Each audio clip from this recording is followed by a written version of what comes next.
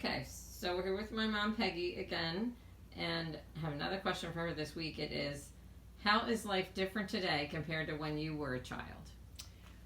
Well, when I was a child, I went to Catholic school, all nuns, and walked. And it was a good walk, maybe 4 blocks. And in the cold, you walked. In the rain, you walked. And you wore a dress because that's what And you girls wear did. uniforms. You always wore uniforms in Catholic school. And So your legs would be cold. it would It's be a cold cold. walk. And it was because it was a good walk. And nobody got drove. There was no buses. You didn't go on a bus. Well, tell these kids too. We were just talking about if the kids who are babies now are listening to this when they're teenagers, you didn't throw away diapers. You didn't throw away diapers. You had to wash them, rinse them out, and then wash them and hang. We used to hang them on the line. And then a little bit later, then you had a dryer. But not when my older kids were small, no. And you closed them with big pins. And you closed them with big pins. And babies would get stuck with. And once in a while, they would get stuck with the pin. But you didn't mean it. It would just happen. Oh, and they had rubber pants on over the diapers. So that's how you. They were plastic pants that were over the diapers to keep the diaper dry when they could. And if they pooped, you could keep it in the diaper before you took it to the toilet and throw it out. You didn't throw the diaper out, you rinsed it out, and then you had to soak it and wash it. And after you did that, you hung them on a line, and they would dry, and then you'd have to fold them. And even bottles were made out of glass. Bottles were all glass, no plastic. And I used to boil them in a pot. I mean, now they have big thing, all kinds of stuff that I did not have, and probably wouldn't know what to do with it if I had one. So you would put the glass bottles in a big pot of water. Big pot of water, but the water would be real hot, and then it would. I think it used to be they'd boil, and then you'd put them in before they broke. And then. Did the babies break the bottles? I mean, was it? I guess they did, but I don't really remember exactly. If they did, I don't remember. And there was no microwave to heat up the bottle. How did you warm up a bottle? In a pot of water. You put the bottle in there if you had to heat it up. You just put it in a pot of water when it was real hot, so it would warm up. And then when I was with my mother, she would actually taste the baby's formula, make sure it was not too hot. And I could never do that, but she did. It didn't bother her at all. We'll make sure that it's not too hot. And what was a baby's bottle made out of? If you weren't breastfeeding, did you feed them milk and then add stuff to it, or did you have formulas then? No, I think it was formula. You did the breast milk. Well, they know today how much better it is for babies. But at that time, when my kids were born, my older kids especially, they were trying to talk you out of it. They were, have the baby, it's better for the baby. So, my mother would be very upset because she said, that's a disgrace, that beautiful milk the baby can't have. But that was coming from, the new generation. You're going to do this, it's better, but it really wasn't. And we learn now, the younger woman, they know today it's better to breastfeed the baby because it's better for the baby. And when you were like 3 or 4, a young little child, what cartoons did you watch on TV? We didn't have TV. When I was a kid, we didn't have TV. That came later, and it was real little. It wasn't like today. I mean, it was just a little tiny thing, like a microwave. So no cartoons? No cartoons. What did you play with? Dolls and whatever, pots and pans, what babies like to play with today. Very simple stuff. Very simple stuff. Not like anything like today. It was a whole different world. And that's what I think they'd be interested to hear about. Like, what was that like? And you didn't have a telephone? No telephone. I think I really can't tell you how old I was when we got a telephone. And my uncle Matt, my mother's brother, was calling. My mother was calling him in Ireland, and you had to go through all kinds of other stations from the telephone company to get them, and it was very expensive, and you weren't on very long, and it wasn't good. It wasn't a good connection, but if you were talking to somebody in Ireland at that time, was quite an experience. Today's a whole different, today it's just well, and also when you were a kid, thinking that you're going to be talking this, people listening to this are going to be the kids that are growing up now. So how often did you go to like McDonald's or Burger King or? Well, they didn't have it, but if you were lucky enough to go to, we used to have a restaurant in South Philly down around 28th and Snyder, Passyunk, and they had a Linton's, and that was the big thing. If you could go, like, we used to try to go to Mass in St. Christopher's on Christian Street, and that was a treat. You could, I'm talking about being a teenager. If you were lucky to go to Linton's, and they had everything numbers. And I don't know how many people will know this, but they used to say in Linton's, if it's 86, it's out. All the things were numbered. But if it's at 86, it's out. Sometimes restaurants will say that today, but that's where that came from. Was it a regular restaurant with a menu, or was Yes. it one of those ones where you, like, what was it, Horn and Hardart used to pull it out of a container or something? Yeah. That wasn't Linton. Linton's was more fancy than that. Horn and Hardett's was like whatever they call it. You open the gate, little gate, see what the sandwich was, Right. and I think you put the money in that, and that's what it was. It probably was a quarter or something. Not nothing to write home about. And you talked about like when you would go to Mass. So how did you have to dress for Mass when you were like 10 or 11? You always had to wear a hat or a squeeze. Then they used to wear scarves like a bandana. I'll call it a bandana. Oh, a mantilla, I think. Yeah, it's called. yeah, whatever, or a bandana on your head. Could never go to church without a hat or anything on your head. Did you have to wear gloves or no? No, you didn't have to. If you're lucky enough to have gloves, no, you don't wear gloves.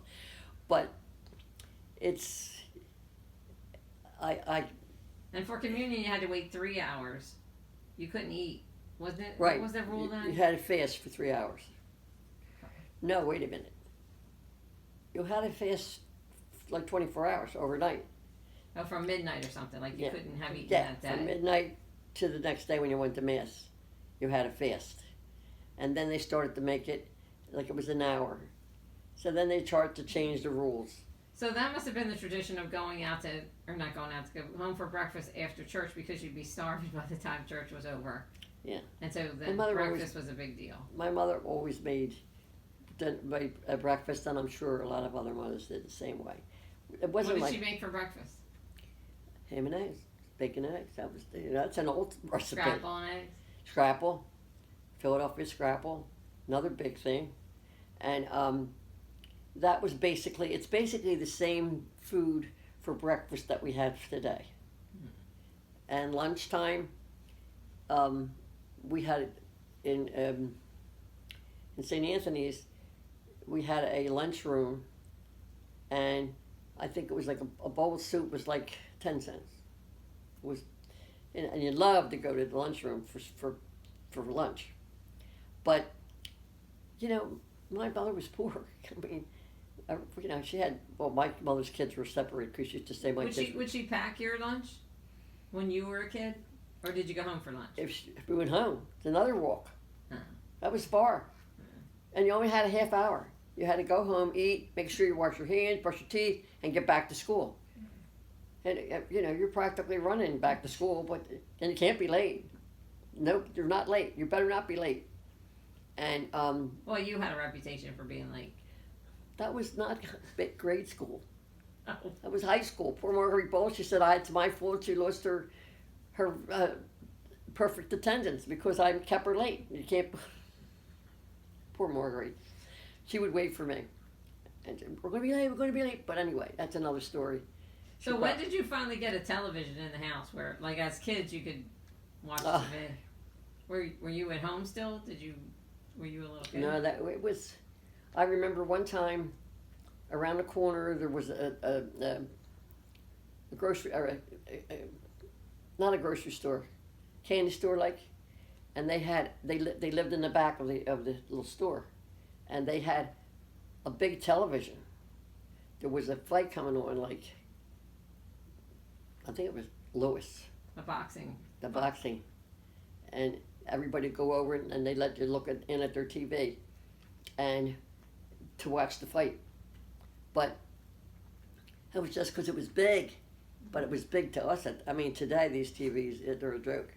But I'm saying that's how it was. But a lot of TV you didn't have because you could play outside, you could jump that rope on the pavement. You played, like the boys would play what do you call it, the stick ball. Mm-hmm. So there was a lot of that stuff. And then if you wanted to go in the summer, you had to go to the Bear swim pool, and you went in for an hour and you got out for an hour. It was nothing easy. But if you wanted to go swim, you'd have to wait because the boys were for the other hour. Oh, they separated you. Oh yeah, boys? No boys and girls. Oh no, none of that stuff. No, girls swim first, and the boys swim. And the boys swim. But it was an hour, and it was a quick hour. I think they lied. I think it was probably half an hour. But anyway, you loved it, and I can remember going home from the swimmies one time, because it was around it was probably maybe 3 blocks from where we lived, and my lips were blue, and my mother was, Peggy, you can't stay out there that long in that water. But I love the water, and I was probably freezing. But when you're young, oh God, you were just glad to get in the pool. Were you allowed to go to the store by yourself? Like when you were a kid, to buy candy? Oh yeah, and I could go to the store for my mother. So if you imagine one of our kids, like they can't really walk anywhere, but even like young Christopher when he's 7 or 8 Christopher, or 9. no, I mean no. They can't do that, but when you were a kid at 7, 8, or 9, you could walk to the store and buy with money. They're usually close around the corner. It was right. Candy store. We called them candy store, and you probably could buy loose cigarettes, stuff like that. But nothing like what we have today. And I really think, in a lot of ways, our kids get too much. Mm-hmm. I really think they really need to be cut back a little bit. Well, in ways they get too much, but in other ways they're not independent. Like you could walk at probably 7 or 8 to the store with your 3 cents and buy candy. Yeah. We would not consider them walking somewhere with money to nothing, buy. No, nothing like today. Mm-hmm. It's completely different. And do you think your mom and dad were ever afraid, like if you left the house, where now we worry about kids being abducted or whatever. Do you think your parents ever thought about that stuff? No, because usually you were with girlfriends. If you're going to the store, you're going to movies, you had a girlfriend with you. You really never, I don't remember ever going to any place like that alone. Mm-hmm. It was always your girlfriends. But it didn't have the atmosphere today where we're like always worried about these kids and somebody's going to take them. No, I mean, I'm probably worried maybe if a kid was out too long and nobody knew where she was, then somebody's going to, But was it really like the movies where you see that the, like in Call the Midwife, where the little babies are in their coaches outside while the mom's inside having a cup of coffee, the babies are outside in the coach? Did that really happen? I can still remember my father sitting outside the step on Oakford Street with our Cassie had a boy, Leonard. He had beautiful blonde curly hair, and he's in the coach, and my father's watching him. I guess I don't know where Cassie was, but maybe she said, "Dad, my Leonard, why I do whatever I have to do," and he did. So that's how it was. Our neighbor would want your kid for you. If you wanted to go to the store, you didn't have to worry about your kid not being good, because the neighbors would rat on you. If you were outside and you were yelling or whatever, they're going to tell your mother or your father. But they would yell at you too. Oh yeah. They wouldn't hold back. No, you'd be reprimanded by the neighbor first, and then if you're really one of them kids that's defiant, then you got your mother, your father. Now you're going to get it. Now you're going to get your ass beat because they're going to. Everybody's going to rat on you. Right, but if you're smart enough or you could get away with it, you did. Different world. It had good and bad. It's not. Today it's much better. Everything's much better, but a lot of things I think our kids really, they're not as polite as you were then. There's things that kids do today you would never do that. Never say it's a neighbor. You just wouldn't. And didn't you always have to call the neighbors by their proper name, like? Yeah, Mrs. Deany, Mrs. Lavery, what was Mrs. No, not Gibson. I forgot. She lived right across the street. But you would never think of calling an adult by their first name. It's just different for the kids today. Like, you just would never think of that. Like Marie Lavery, her name was Marie, but she was Mrs. Lavery. My mother was always Mrs. Manically, always. And I think that's the way it was then. You don't really hear that much. I don't know in other countries how they are with it, but I know in America we're a little too lenient. I think sometimes they were really more polite, more respectful. kind, more respectful and kind, especially to older people. You would never do what some of the kids do to older people today. Be disrespectful. No, it was never then. It was just, it was the way it should be. But it happened, and you have to. And the older you get, you see it changing. Like today. Like Does it make you worry about kids today, or be less worried about kids today? I just think you have to be able to trust your kids, and enough to know, especially if you have older ones. Well, they're having more children now, but they don't, like one child or two child. That wasn't really a family. We're 5, 6. I mean, I can remember when we were when we moved to Springfield Avenue in Southwest Philly. I had 7. Well, I didn't have them at first, but I wound up with 7 next door. There was Powers. They had 8 or 9. The Del Filippos, they had like 7. I think the Perrys, did they have 10? Yeah, remember? The Moonies had. The Moonies had 5. No. 5 or 6. 5 or 6. But 2 or 3 was like, maybe their father left. I don't know. It doesn't matter. But it was different. It was different, and these kids should know it. And like the movies, like stuff like this, like my niece, Roseanne White, or Mulligan now, and I was talking to her yesterday, and she said, "Oh, I love the movies, because some of these movies she'll remember." And I think, she said, "Oh, I love it. Are you still going to?" I said, "Yeah, she'll do them for Maria's time." I said, "But it takes time." But I said, "It is nice to have." Yeah. I said, they like it. Everybody seems to be. I said, my daughter gets facts from other people that say, "I didn't know your mother was 85 years old." Oh my God. But I'm saying people that, there was somebody, one of the kids called, was it Peggy? I don't know which one. But one of the girls from Powers's must have got it. I don't know how she would have knew that. It might have been on Facebook. It might have been something on Facebook. But it must have been. I think like Kathy sends them, whoever you want to send them to, they might give it to somebody that they would know. Stuff like that. But it's nice. It's something different. Yeah. And that's what Leslie did for me. This was my Christmas present, Mother's Day. Mother's Day present, and she decided to do this. And give all the rest of us homework. Marie's got the homework. Leslie's her daughter, but then it's put together in a booklet. Is that what it's going to be, Ray? It's going to be a book at the end of the year. Yeah. But in the meantime, people can come look at you and, see how you're doing. Yeah, but make sure we're taking good care of you. Yeah, they're they're okay. Mothers are never satisfied. Oh goodness. Except for my mother. My mother was the best. And what else do you want to know before?